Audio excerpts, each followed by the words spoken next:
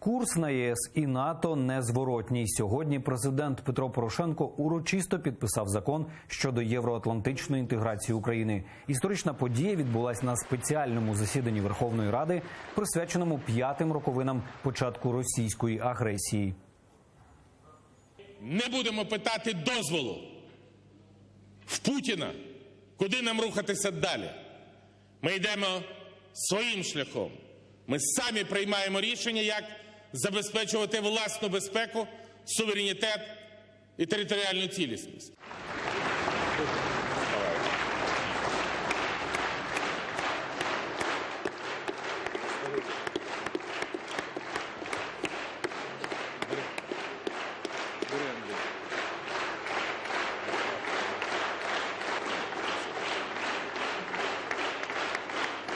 Дякую і слава Україні!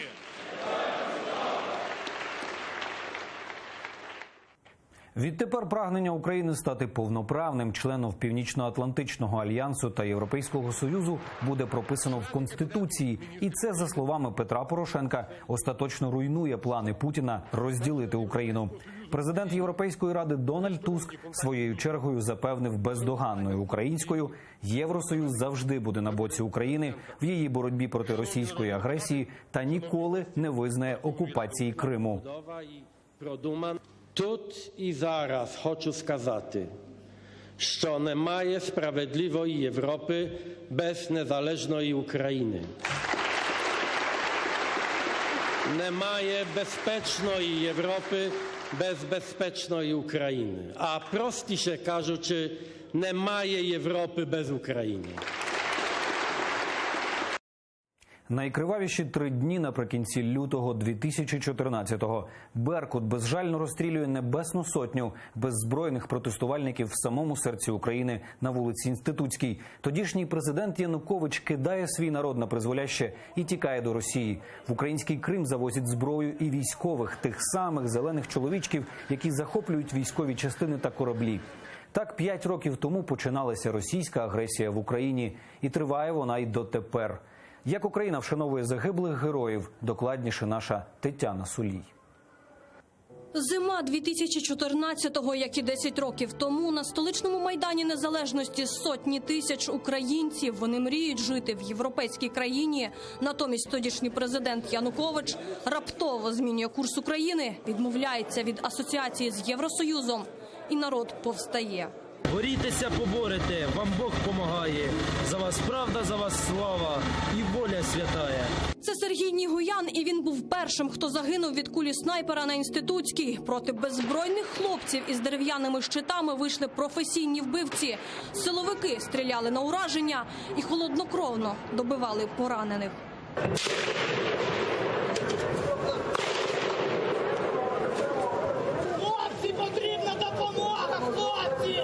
В цей самий час президент Янукович у своєму маєтку в Межигір'ї вже готується до втечі в Ростов. Він вже здав Путіну Крим. Лише через 5 років суд назве це державною зрадою і заочно засудить Януковича до 13 років за ґратами.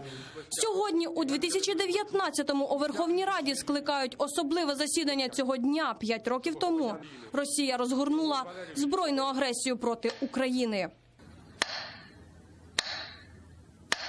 Як все починалося, добре пам'ятає президент України Петро Порошенко. Всі, хто були на Майдані, готові були стояти до кінця. А завтра, 20 лютого, стався масовий розстріл Небесної Сотні. А завтра, 20 лютого, почалася російська агресія. І саме цю дату Кремль надряпав на медальках, яких роздали російським окупантам і колаборантам, що захоплювали Крим.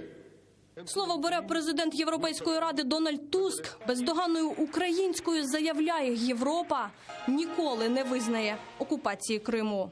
Від імені всього Європейського Союзу ми з вами.